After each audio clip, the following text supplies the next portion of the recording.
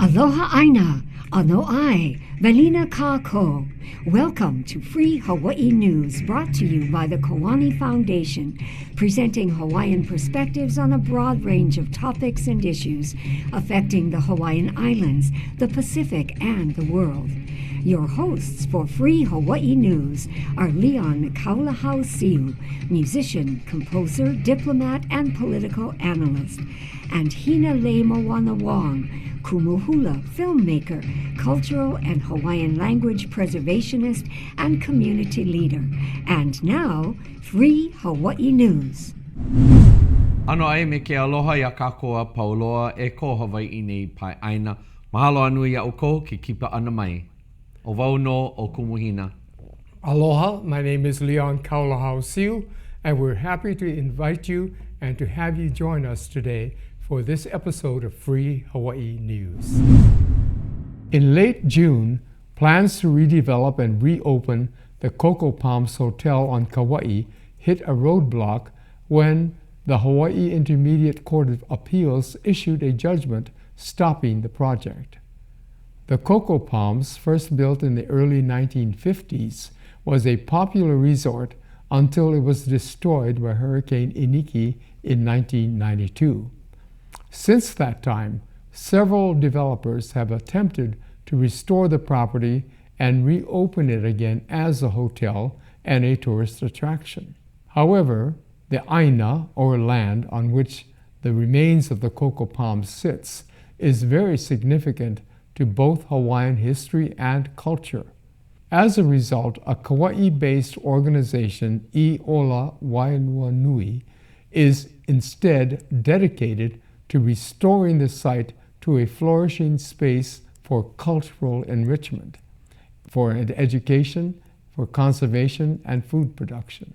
For more information, we go now to Kauai, where Iola Wailua Nui President Pualiʻiliʻi Maikalani Rossi Fukino is standing by to tell us more. Pua holds degrees in Hawaiian Studies and Anthropology and is an assistant professor of Hawaiian Studies and Hawaiian Language at Kauai Community College. She also serves on the board of directors for the Kauai Historical Society. Aloha, Pua. Aloha, Leon. It's great to see you. Pua, I understand you are a lineal descendant of the land on which the old Coco Palms Hotel sits. Your great-great-grandmother was born in that ahupua'a, or that area of land, correct? Yes, my great-great-grandmother was born and raised in Wailua, and then she married a Waimea man, and they moved to Oahu. Can you please explain why Iola Wailua Nui is opposed to developers rebuilding the Coco Palms Hotel? Coco Palms' time it's over. It's time to return to what the aina was intended for. Coco Palms sat on that property for over 30 years, and for over 30 years, that hotel has been shut down. So this site, Wailua, holds the largest collection of heiau in an ahupua'a on Kauai. There are lokoi'a, or fish ponds. There are lo'ikalo, or taro pond fields. There's a burial site there. And this place was not meant to be a tourist playground. You know, we have enough of those. And when it comes to the mo'oku'auhau, or the genealogy of the land, we're on to a new generation. It's time to restore, it's time to rebuild, to respect, and to really cherish this land, this aina, so that it's thriving. And it's a place that truly honors Kauai and our kupuna, our elders, the people that came before us. And a hotel will not do that. You know, I never heard anyone say, wow, it's amazing. They built a hotel on our sacred land. But I definitely hear, wow, it's amazing. They restored a fish pond. Or wow, they restored a lo'i, or a taro pond field. Or wow, they protected the bones of our ancestors, our iwi kupuna.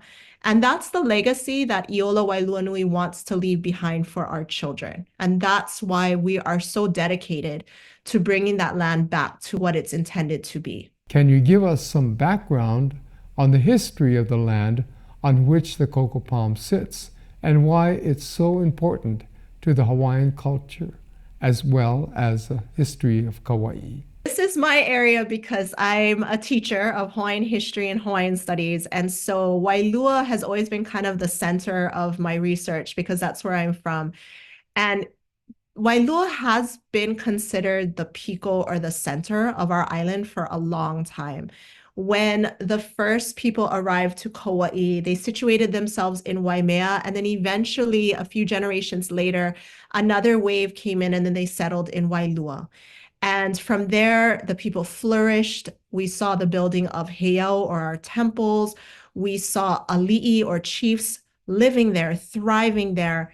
And there are so many stories that are tied to Wailua. So well before outsiders came in, when our people were living here, when our ancestors were living here, there are stories of the first pahu drum or hula drum being introduced to Wailua. There's a story of our ohe hanuihu. The first ever ohe hanuihu or nose flute was from Wailua. We even have stories of the first coconut tree being from Wailua. Maui, our cultural hero, was in some mo'olelo or stories is from Wailua. So, prior to all of the changes with Westerners coming over, Wailua just had an abundance of stories and all of these heiau, all of these different sacred sites. We had birthing sites. We had a temple of refuge. We had war heiau. We had heiau that were dedicated to Lono, to the god of harvest and to the god of agriculture. We had a women's heiau. We had navigational heiau. We had all of these things in Wailua. This land contains ancient burial grounds, several heiau or religious sites, and was also a birthing place for royalty going back almost 800 years, correct? One of the things that I think is important for people that are learning about Wailua is that it is a site where our ali'i were born. So majority of the Kauai ali'i, the ruling Kauai ali'i, were born in Wailua at a place known as Holoholoku. And there's only 2 of these sites throughout Hawaii. One is Kukaniloko on the island of Oahu, and the other is here on Kauai. And there's a saying that says, if an ali'i or a chief was born in Holoholoku, that person would become an ali'i nui, or a great chief, a ruling chief. And if a maka'ainana, or somebody who was not of royal blood, was born in that place, then they would actually become an ali'i. But if an ali'i was born outside of Holoholoku, they would not become an ali'i. So you could see how important that aina was, not just to heiau or not just to those types of stories, but also it was important in terms of people's identity as ali'i, as stewards of the land. And so that makes that place very, very unique, in my opinion. Can you briefly explain what the impact of the recent court decision is and why you consider it as a victory? So I don't want to go into too much detail because we have a great legal team that's more versed on the impact of the recent court decision. But what I can say is that I hope that this will make people aware of what's really going on with that land, and what's really going on in regards to developers. And hopefully it will open people's eyes to the hewa or the wrongdoing that's going on in that place. So that is my hope. What would you and the other members of Iola Wailua Nui like to see done with this property? Our initial vision when we organized as a group, we had a vision of restoring Wailua to a place where there was cultural enrichment and education. We were doing historic preservation. We were into land conservation. Another thing we even talked about was spiritual nourishment. Land can definitely be a place that's very healing. We talked about having an educational gathering place. We spoke about having it be a center of Hawaiian cultural stewardship and a core place for us to teach, to learn, and to share. But we also understand that right now, that may not be in the cards at this very moment. So our goal for right now is to restore the aina or the land in a way that's really going to honor our community, our people, our islands, and Hawaii. And so this means a lot of things, but by far the biggest things that we are looking at is protecting the iwi kupuna, or the ancestral bones that are located there. We are truly, truly invested in restoring the fish ponds, because we have seen what an impact restoring local i'a or fish ponds can do for the wetlands, for the environment, for the whole ahupua'a when you do it in the right way.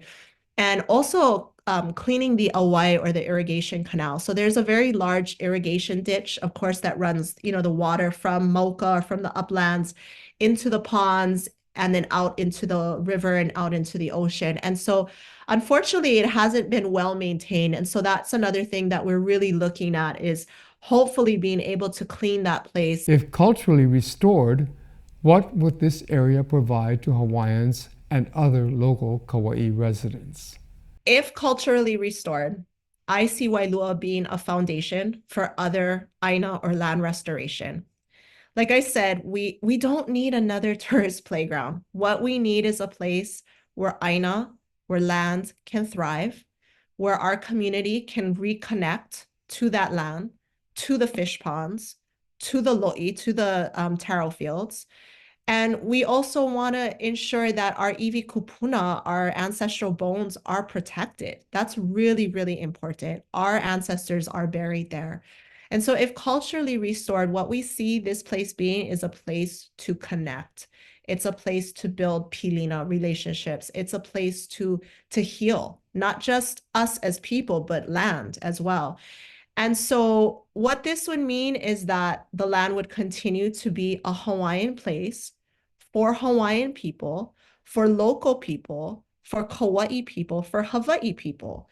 And it would be a place for the Hawaiian culture to thrive. And I think it's always important that people understand, when we say for Hawaiians, we're not trying to exclude people. Our kupuna, our ancestors, were always very much that aloha and bringing people together. And so we want to be very inclusive. And that's what I see this place being for us, is that it's a living, thriving place, a living, thriving land. And this place is deserving of so much. And we deserve a place to practice, and I shouldn't even say practice, to live, not practice, to live our culture. And that's what I see Wailua being for our people and for the future generations. And that's why this is so important. Mahalo nui pua for joining us here on Free Hawaii News. We are a people of the Pacific.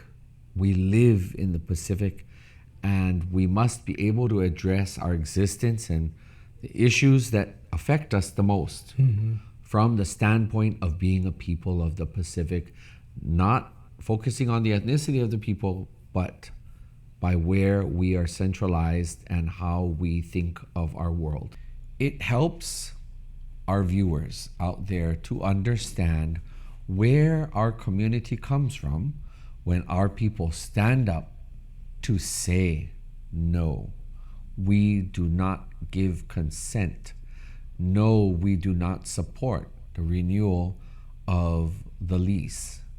And it's because I believe our people, even though it's not spoken of in that way, I think our people are getting a better hold on recentering our place internally, where we are emotionally, mentally, and spiritually about being Pacific Island people.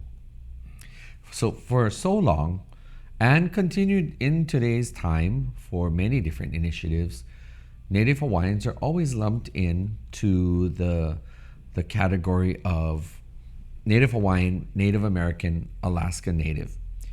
And going to the U.S. feeding trough for funding sources, it has a very continental U.S. centered kind of approach. But what it does is it dominates everything that affects us with regards to being who we are out in the Pacific. Mm-hmm. It just sort of washes away the trend that has occurred over too many years is that we are American, and that it follows that mindset. But Now we see many more of our people being able to recenter and decolonize their minds. And so in talking about the Pacific Way, that's important for us to point out that we are Pacific Island people. The Hawaiian culture, it belongs to the Pacific and the Pacific family of thinking and doing and seeing ourselves as people of the Moana Nui. And it's absolutely important for us to incorporate this into our narrative. Mm-hmm. So when our community goes to give testimony and stand up and say, no, we do not support the renewal of a lease. No, we do not we do not support the continued illegal occupation of our homelands by this foreign entity called the US. It's important that our centering be based on the fact that we are Pacific Islanders. And for too long we've been American. What do you think about this? Yes, well, I have quite a bit of thoughts about that. And one of it has to do, of course, with we never gave our consent in the first place. Yes. And so it's nice of them to come and ask for our input. Now, they're not asking for our consent. They're asking for input, which can easily be manipulated Yes. for their own purposes, which they have a tendency to do. But I agree with you that our people have awakened to the point where we're saying we want to take back kuleana for our own lands. Yes. We want to have the say in how our lands are used, and we definitely don't want it to be used for military exercises, Yes. for live fire Yes. training, and for all these types of things that damage the land, as well as keeps our people away from the aina that we should be working with and we should be living on. Yes.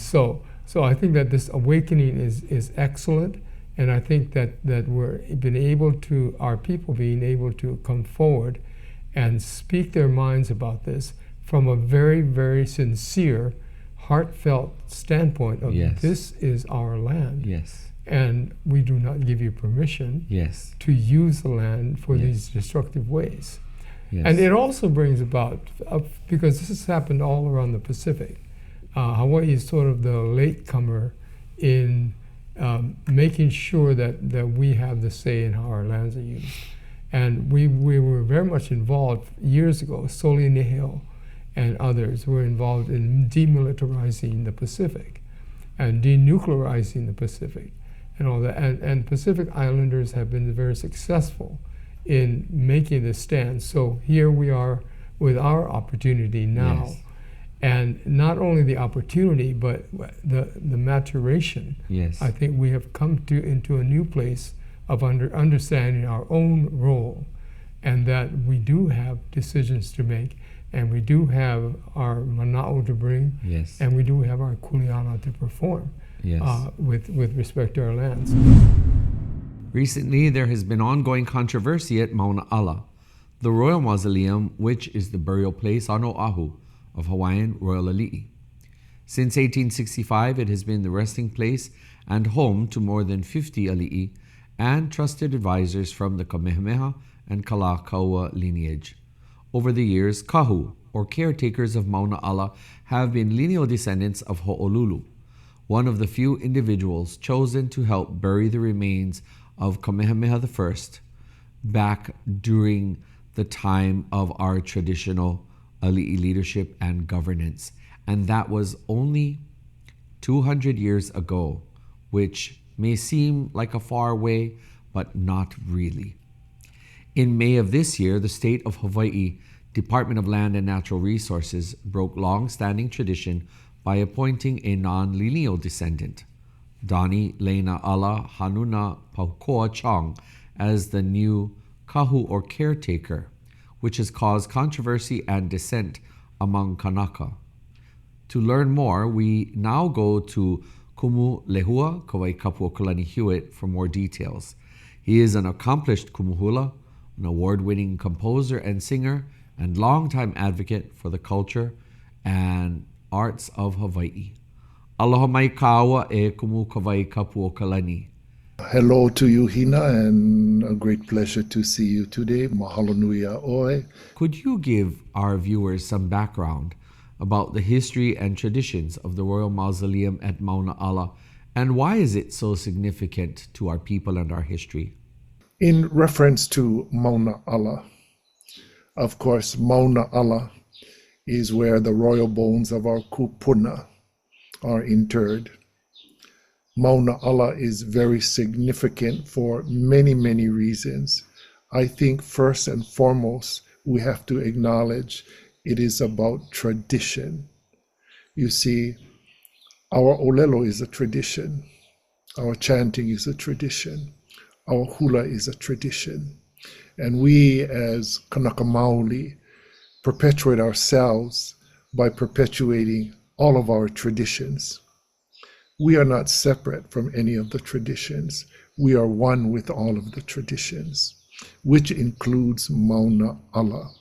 Could you tell us about the kuleana, or responsibilities of the kahu or caretaker of Mauna Ala? The person that is the kahu or the caretaker ona iwi ona ali'i o Hawaii nei, of the bones of our ali'i of Hawaii, has great, great responsibility to ho'omau, to perpetuate all of the traditions connected to and associated to Mauna Ala.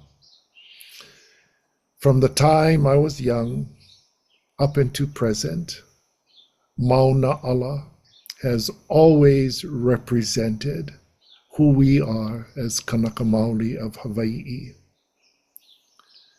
We are connected to all of those ali'i at Mauna Ala because we are the Lahui Hawaii. Also, some of us are connected in greater ways. He iwi, he i'o, he koko. Some of us today bear the same flesh, blood, and bones of those ancestors that are there. It is a sacred place. It is a place where one must go with reverence. One must go with respect.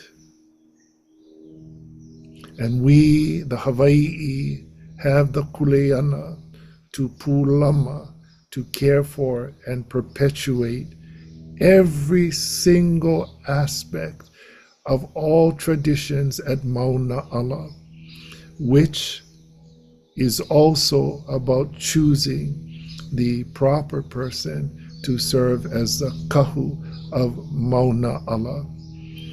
This is not an ordinary position. The person that serves at Mauna Ala needs to have training from those old people that are familiar with the kapu and the kanawai there at Mauna Ala.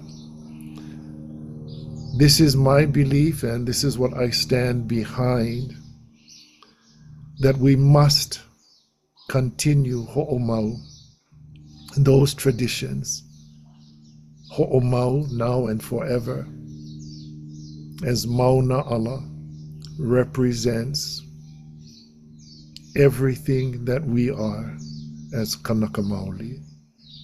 You were one of the individuals recently under consideration for this position, correct? When the call for applications or applicants went out, I went and I applied because I felt it was my responsibility. I was raised and groomed by Auntie Emma DeFries, who was the kahu of the Queen Emma Summer Palace. I also was a student trained by her cousin, and they trained me together, and that was Iolani Luahine, who once served as the kahu of Mauna Ala. So I have these two esteemed kupuna that worked with me, that trained with me, that taught me these many things.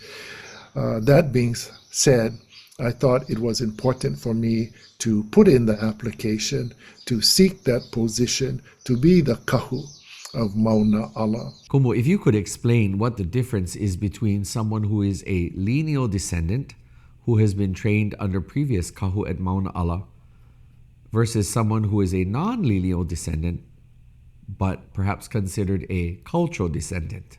Lineal goes along with lineage. That is, of course, the mo'okuauhau, that you are connected.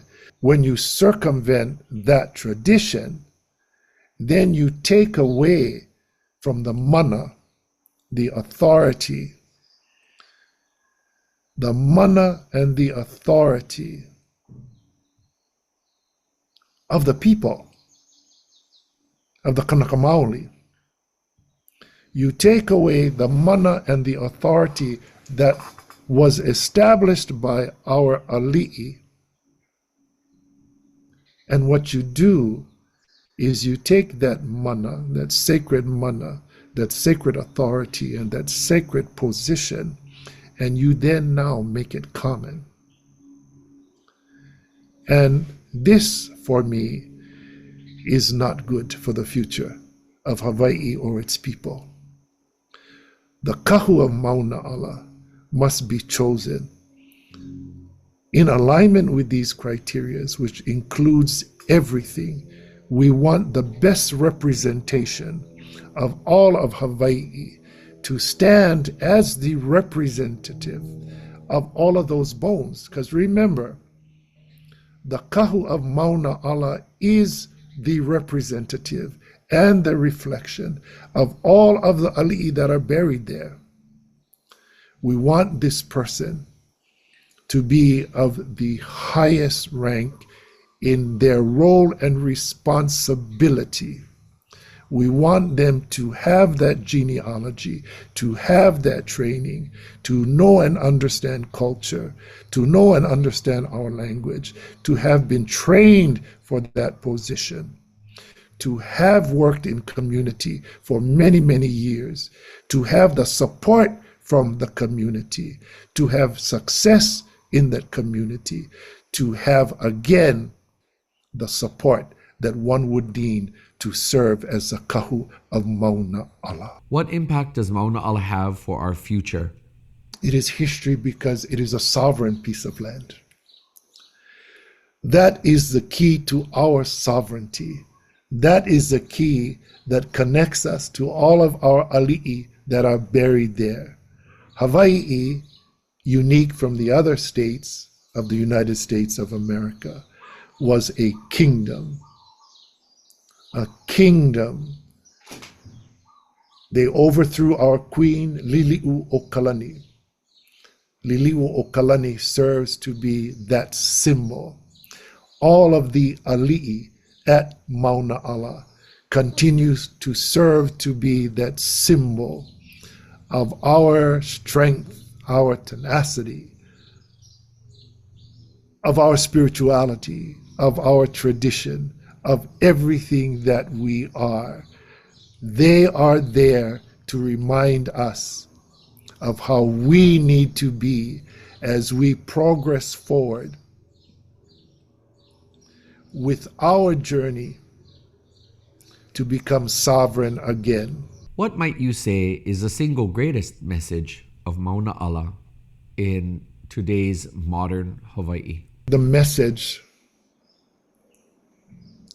that I received is that, first and foremost, we cannot let people come in and continue to take away what has been justly set down for the Kanaka Maoli people. This is a part, for me, of the pillaging of the nation of Hawaii. This is an example for me of coming in and destroying hundreds of years of tradition. This, for me, is where you come in and you try to destroy the hearts and the souls, the aloha, ingrained in all of us from the time of Papa and Wakea. Royal genealogies have been with us forever. Traditions have been with us forever. Our akua have been with us forever. The sun is an akua, the sky is an akua, the aina is an akua, the ocean is an akua. Our akua are always with us. Do not let them deter us from our mission. Our mission is our pono. Our pono is foremost. Their pillaging is on them, not on us. As a people, we have to take this situation, study this situation, understand the situation, and we have to make sure situations like this in our future, where traditions are circumvented for the sake of government procedure and policy and choices. This is not a government issue. It will never be a government issue. Put it in the hands of where it belongs and let us deal with it, not you. No laila, mahalo anui ia oe e kumu Kauai kapu kalani. Mahalo anui ia oe ki ka ana mai ko Manaʻo a me ko launa ana mai ma ko nei. Mahalo, mahalo, mahalo. We have had a legacy of kiaʻi, protectors and advocates for Hawaii at the United Nations, stretching back to the mid-1970s. Anyway, over the past 4 decades, we have been pressing in on the international level, particularly at the UN, correcting the false narrative of Hawaiians' acquiescence to the U.S. statehood and the United States' claim on dominion over the Hawaiian Islands. It has pretty much worked. The international community pretty much now knows Hawaii is a sovereign nation and is being illegally occupied by the United States. The question comes now, what can be done about it? Who will step forward to confront the United States on its false claim to the Hawaiian Islands? So far, no country has been willing to stick its neck out to directly challenge the U.S., and no one can blame them for being reticent to challenge the U.S. The retaliation can be very severe, and then it would really be suicidal. Thus, we have been searching for a way that a UN member or UN member states can assist us in opening up the issue of Hawaii's sovereignty without putting themselves in harm's way. We have found a way to do so, and we are working on a strategy that we can implement. At this point, most of our work will shift to the UN in New York, where the political issues are contemplated. With the help of friendly nations, we will be calling on the General Assembly of the United Nations to review an action that it took in 1959 that in essence consigned the Hawaiian Islands to the United States. And all this was based on a false report provided by the United States. The discussion will also engage the 4th Committee on Decolonization.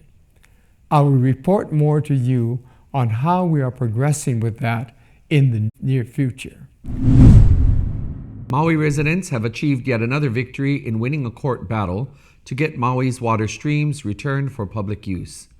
In late June, the Hawaii Supreme Court issued a landmark decision in the long-running water case over Mauiʻs, the 4 waters of Waiheʻe, Waiʻehu, Wailuku, and Waikapu in central Maui. The justices found that the Hawaii State Water Commission failed to take the initiative to restore the stream flow in Mauiʻs when Hawaii last sugar plantation closed in 2016. The Mauiʻs water stream flows are critical to local farmers and communities in the area, and those water flows will now be returned to the public. For more information on this important victory, we go now to Maui, where Hokuao Pellegrino is standing by. Aloha e Hokuao. Aloha mai kako, aloha e hina. Why are water streams and public access to them so important here in Hawaii? From a cultural perspective, vai is life. Olai ka vai.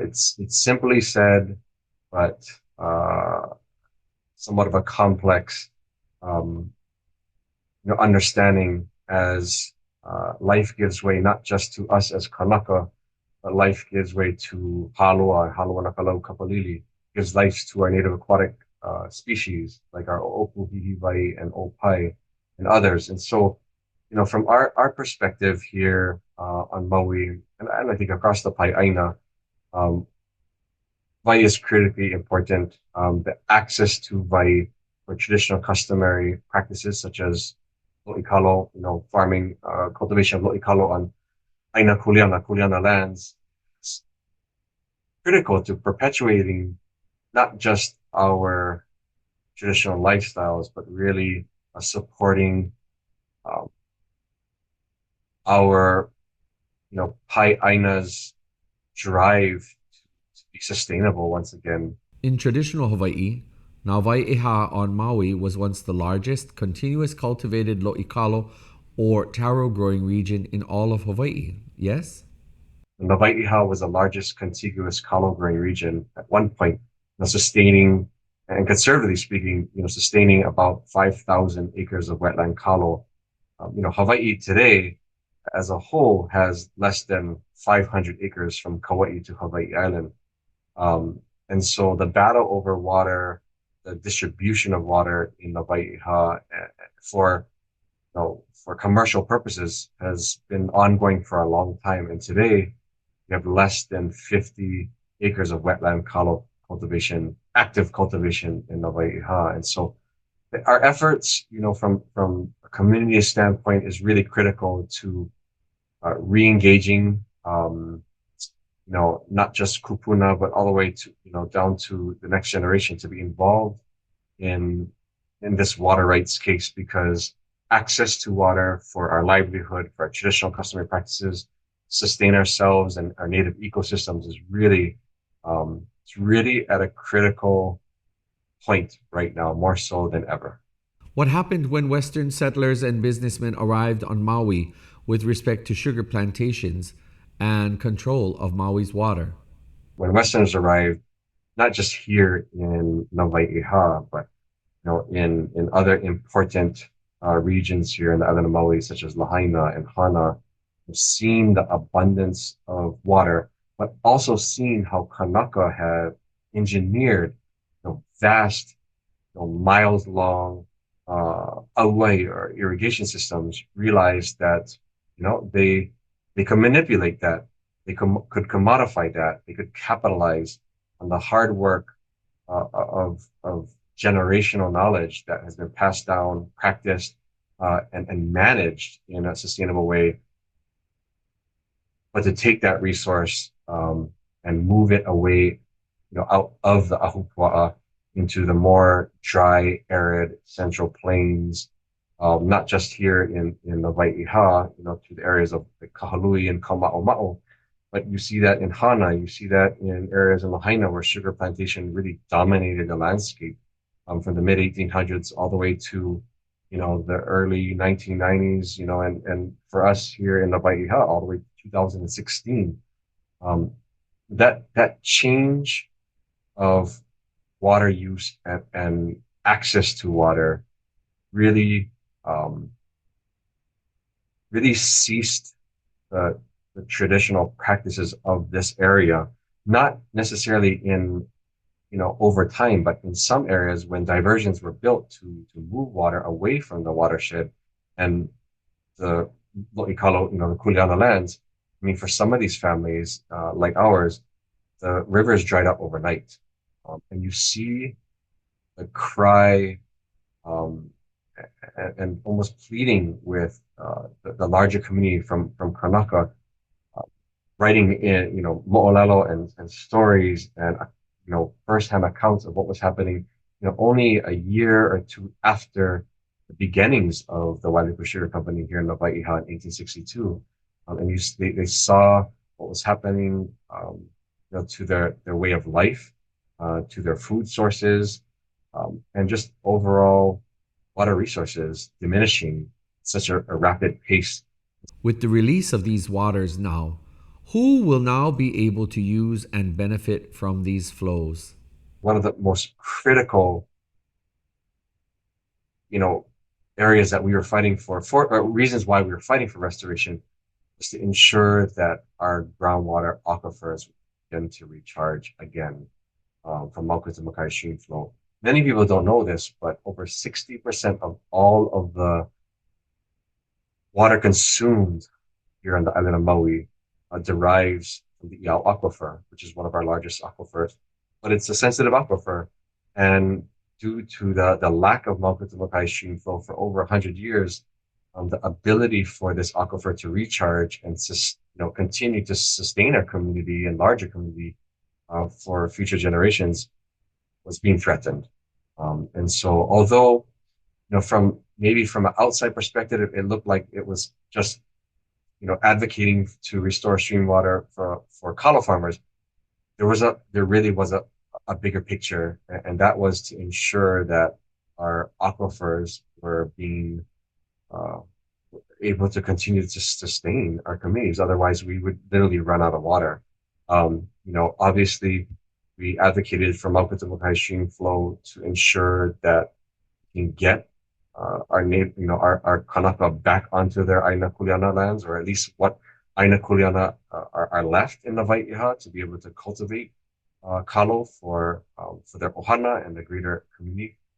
But also, for native ecosystem restoration, things like hihiwai, our native, snails, our opai, our native shrimp, our opu, our native goby fish. These weren't just native species that existed in the stream, but they were also important food sources and provided rich nutrients to ensure the vibrancy of our lo'i kalo would be sustained for long periods of time. Now, these species don't have a voice. We had to step up and be the voice of these species to ensure that they once again,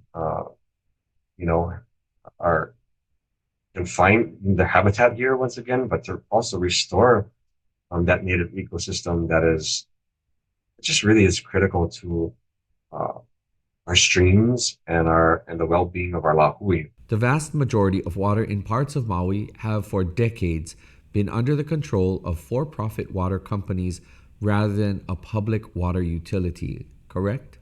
That's kind of the next iteration of our work, for our hui at least, is to ensure that these systems, whether they're groundwater or aquifer, groundwater or surface water systems, return back to the hands of the public. Would you say this victory shows that residents in Hawaii can actually make a difference for their own communities? Not just our victory here in the Waiʻiha, but the multitude of victories that have already occurred across Hawaii, along with our island of Maui. Really, one, I think, just gives hope and energy and drive for communities who maybe don't feel like they have a voice, or not necessarily sure how to advocate for the resources. When we started 20 years ago, words like interim in-stream flow standard, contested case, water use permit, appurtenant rights, riparian rights, these were all, terms that were complex for myself, in my early, 20s, really understanding and how this process works. Today, you have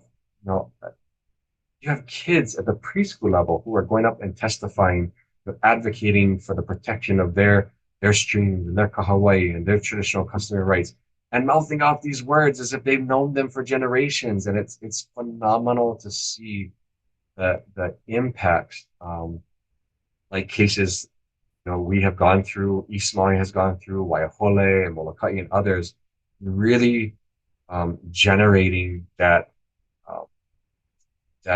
collective, community impact to occur, and just overall community engagement.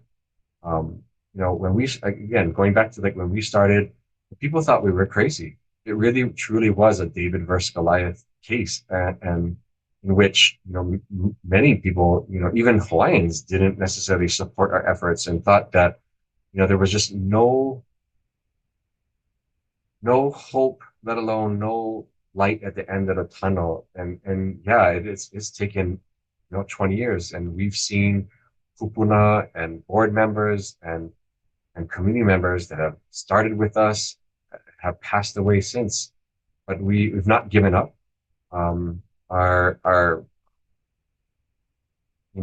I think our community is stronger than it's ever been right now, not just here in Mauiʻs, but across our island. And I really believe that Maui's a place to reckon with now, especially when it comes to water. I mean, we've kind of set a bar in terms of not just our ability to protect water, but I think what's even more important, our ability to engage our community, advocate for the protection of Wai. That to me it has been really the greatest victory. Ano laila mahalo anu ia oe e hoku ao no ke kaʻanana mai ko mau Manaʻo. Mahalo. Eia no hoʻi kākou I ka manawa no kuʻu mau Manaʻo. We entitle this segment as Kumuhina's Manaʻo, and I get to share with you tonight, but also in sharing, I'm specifically wanting to share and pull you in. Normally, I just engage with all of you out there in our viewership, but I think this is really key because after our conversation, we continue to find ourselves on the same page. And I am speaking about something that I witnessed not only during the Festival of Pacific Arts 2024 that we here in Hawaii hosted, but in the days following. So I'm speaking about something that you told me you saw as well, and people from the Pacific had approached you. Can you help me segue into this by sharing what some of our Pacific Island family had shared about the ho'okupu giving on the opening night? Well, of course, our Pacific Island families that came, they were there representing their nations, their people, and there was at the opening ceremonies, they came with ho'okupu, with gifts and offerings of peace and of goodwill, and then this was then shared but given over, and it was received by the governor of the state of Hawaii. Yes. Because he was officially the host. This seemed to be awkward by some of the people there because they had expected for Hawaii to have a different arrangement or of somebody to receive the ho'okupu. Yes. And so it got back to me by a couple of the delegates who were here that it felt kind of awkward. Yes. Yeah. And so we were talking about this earlier, and then you had some great Manaʻo to share about that. Yes. If we remain on the surface of what that engage was, then it's quite simple. We have every one of our Pacific Island families from their respective regions, and they come and they give gifts of all sorts. And it could be a gift of a speech. It could be a gift of something tangible. It could have been some of their most precious items to give. Mm-hmm. And of course, as you said, because Governor and First Lady, within the framework of being the 50th state of the U.S., it was logical for the festival, the festival leadership to put him in that place. And well, actually, for every component that enabled the festival to be hosted here, he was their only logical choice. Again, their logical choice. It's not necessarily our Kanaka logical choice, because we may have chosen a different cultural leader or an assembly of cultural leaders to respond to this. However, I point out that one of our young kiaʻi, and we have Kanaka in different places across the Pai'aina that are part of the larger body of Halemua. And the halemua is the gathering of the kane, the men folk. And they are trained to be our own sort of combination of warrior, our koa, our kia'i. Whereas in an American context, you send in either the sheriff's or the police department, well, we call our kia'i. And they help to make sure that people going where they need to go, do what they need to do. And on that night, one of our young kia'i was the one to kuno, kukuli ilalo, meaning to get down on your knee, and kuno, and receive the ho'okupu. I won't mention his name because I didn't ask his permission to speak about him on this program, but he received it. And he received much criticism both in person and on social media. He was criticized for kowtowing to the governor, and because the governor is not ethnically Hawaiian, that added more to it. He was criticized for working for the state. He was criticized for many things. And I saw the anguish, and I heard his pain, because it also ended up in a near physical altercation. And this young kia'i served faithfully and dutifully to the call of his immediate leader, mentor, and guide, who responded to the call of one of our most respected of Kanaka in the community. And as an elder, that man put the call out to all the halemua that were pulled together to serve in the entire opening ceremonies. So not only were there people doing the chanting, the dancing, the oratory, but there were our kia'i to ensure that things went smoothly. Mm-hmm. And this kia'i would always offer his hands, and in support of him to be able to withstand the criticism of people who didn't quite have the analysis of it being something good. I told him, in my eyes, I am absolutely thankful that you received all of those ho'okupu. And you did so in a manner that is commensurate with being, one, who you are as part of the halemua, two, who you are as a Kanaka, three, who you are as a Kanaka lavihana, a servant who serves for our people. And you represented us quite well. Mm-hmm. Stellar. And the gift was not to the governor, the gift was to the people. Yes. From the people who were visiting. Yes, and they gave the gift, and governor didn't have to receive anything in his hands, and he didn't receive anything initially in his hands. Anything that may have gone to him and been touched by him, it was first received into the hands of a Kanaka. Mm-hmm.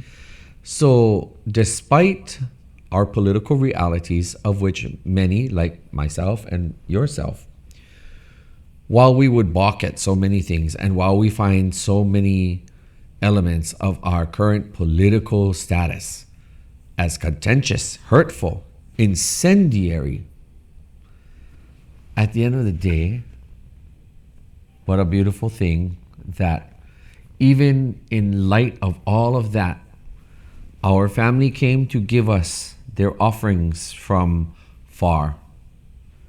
And it was our Kanaka who received them. It was our Kanaka who bowed his head to show aloha.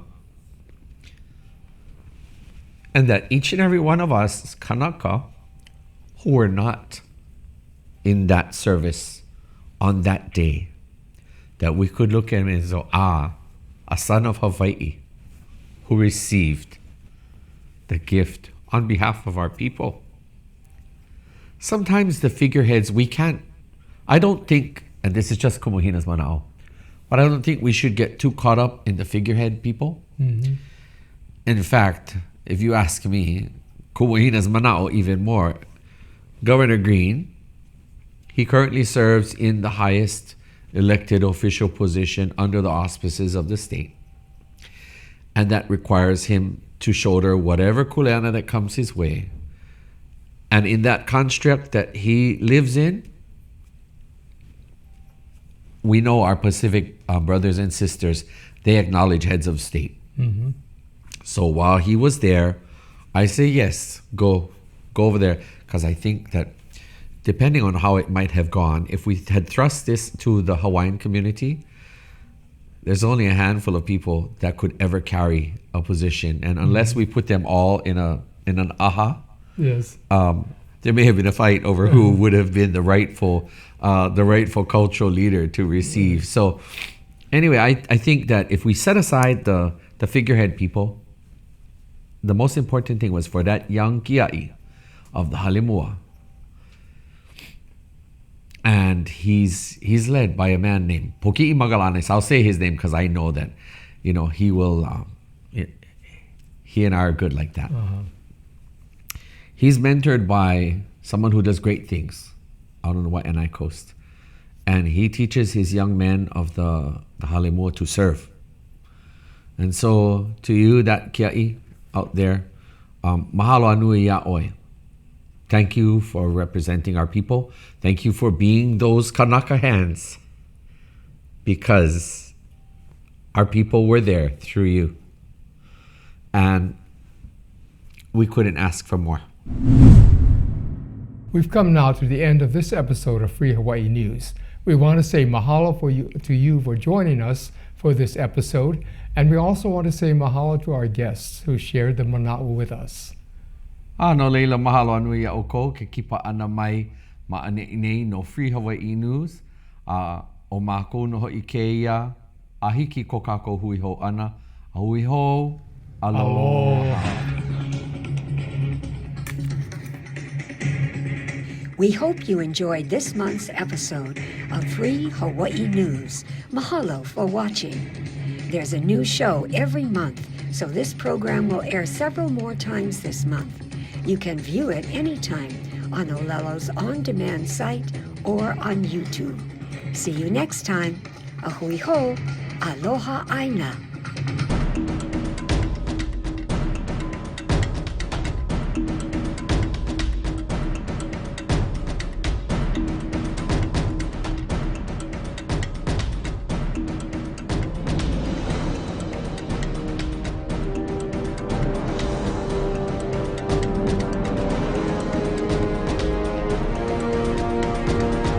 Free Hawaii Broadcasting Network.